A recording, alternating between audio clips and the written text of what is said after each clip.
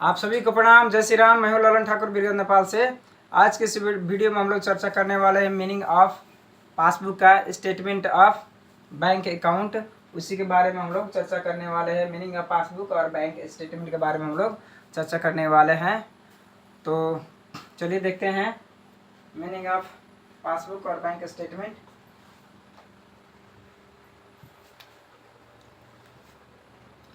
Meaning of passbook और bank statement है यहाँ ये।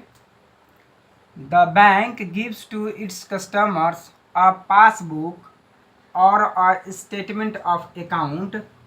कोई भी बैंक रहता है अपने सारे कस्टमर को पासबुक देता है, स्टेटमेंट ऑफ अकाउंट देता है। आप महीना के अंत में स्टेटमेंट ऑफ एन अकाउंट निकाल सकते हैं। कितना पैसा खाता में डेबिट हुआ है, कितना खाता में क्रेडिट हुआ है, उसको आप महीना का अंत में at the end of the month आप निकाल सकते हैं।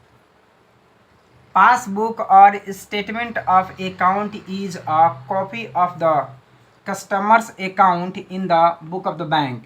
बैंक खाता में कस्टमर के कॉपी दिया जाता है प्रिंट करके, उसी का हम लोग पासबुक कहते हैं। तो आप जो अकाउंट होल्डर है वो एक एप्लीकेशन फॉर्म भर के देते हैं, तो उनको किस महीना के स्टेटमेंट ऑफ अकाउंट चाहिए वो लिखकर वो प्रिंट करके बैंक वाला लोग दे देता है। The laser of a bank is not ruled like the laser of a ordinary trader. जो साधारण व्यापारी लोग रहता है वैसा उन लोग का लेजर नहीं रहता है। It is ruled in such a way that the balance of an account may be known immediately after the each transaction. जैसे कोई भी अकाउंट होल्डर पैसा जमा करता है तो बैंक खाता में क्रेडिट हो जाता है इमीडिएटली, यानी कि तुरंत ही डेबिट कर दिया जाता है। अगर कोई पार्टी और कस्टमर बैंक से पैसा निकालता है तो तुरंत ही इमीडिएटली ही उसको डेबिट कर दिया जाता है हर एक ट्रांजेक्शन में। The bank keeps the customers informed of the entries made in its book. यानी कि बैंक अपना रिकॉर्ड रखता है हर कस्टमर का। जो बैंक में जितने भी उनके कस्टमर रहते हैं सारा का अलग अलग एंट्री वो लोग रख लेता है सॉफ्टवेयर के माध्यम से। The customer is expected to the compare passbook with the cash book और बैंक कॉलम।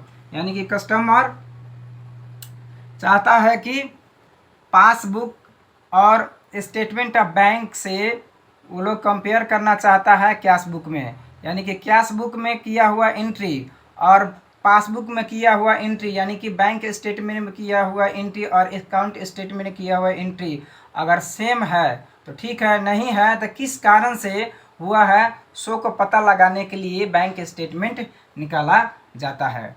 अब यहाँ हम लोग देख सकते हैं स्पेसिमेन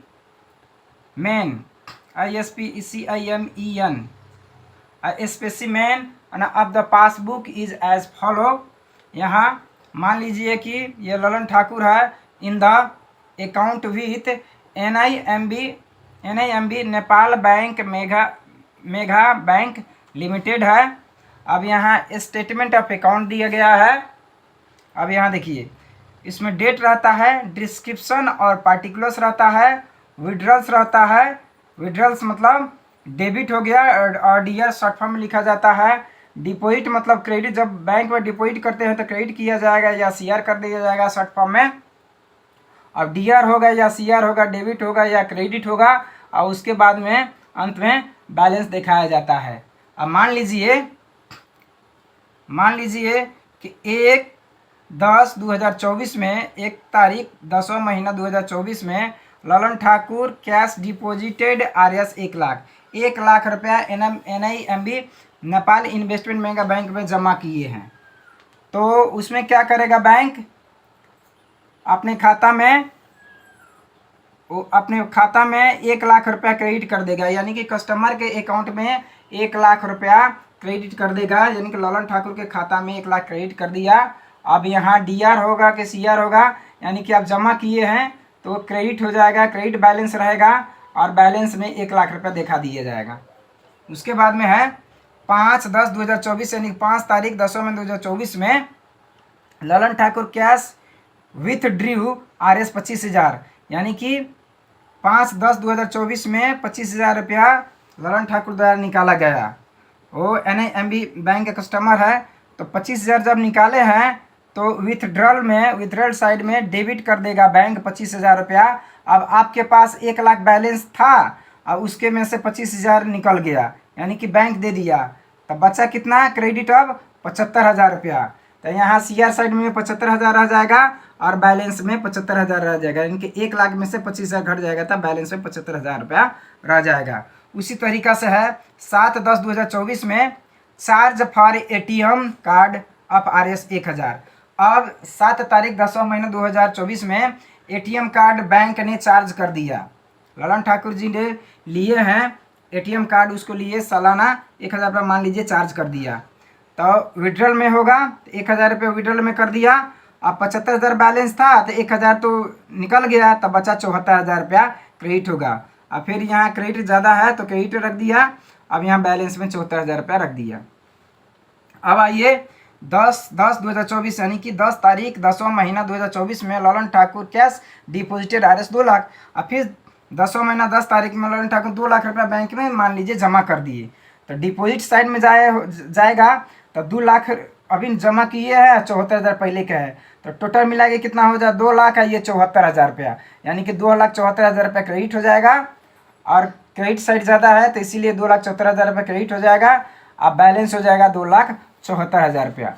अब ऐसे ही करके 100 ट्रांजैक्शन हो सकते हैं, हज़ारों ट्रांजैक्शन हो सकते हैं, तो इसी को अंतिम जो बैलेंस रहता है 2,74,000 अंतिम इसमें ट्रांजैक्शन है, तो इसी को क्लोजिंग बैलेंस कह दिया जाता है। अब इसको हम लोग ओपनिंग बैलेंस कहते हैं, OPENING, opening BALANC, opening balance इसको कहते हैं, अंतिम वाला के क्लोजिंग बैलेंस कहते हैं। इस तरीका से हम लोग स्टेटमेंट ऑफ अकाउंट और हम लोग समझ सकते हैं। अब इसमें आप देख सकते हैं ये NIMB का स्टेटमेंट ऑफ अकाउंट है। इसमें भी डेट पार्टिकुलर्स ऑफ डिस्क्रिप्शन रहता है, CR अमाउंट रहता है, DR अमाउंट रहता है और बैलेंस रहता है। इसी तरीक़ा से आपके किसी भी बैंक स्टेटमेंट आप निकाल सकते हैं और आसानी से देख सकते हैं और समझ सकते हैं। तो इस तरीक़ा से इस वीडियो में इतना ही, फिर मिलेंगे दूसरे वीडियो में, तब तक के लिए पढ़ते रहिए, खुश रहिए। अगर वीडियो अच्छा लगे तो लाइक कर सकते हैं, शेयर कर सकते हैं, सब्सक्राइब कर सकते हैं और बेल आइकन दबाना ना भूलें, ताकि कोई भी वीडियो अपलोड हो तो सबसे पहले आपके पास पहुंचे। वीडियो देखने के लिए आप सभी को बहुत बहुत धन्यवाद। तब तक के लिए जय नेपाल।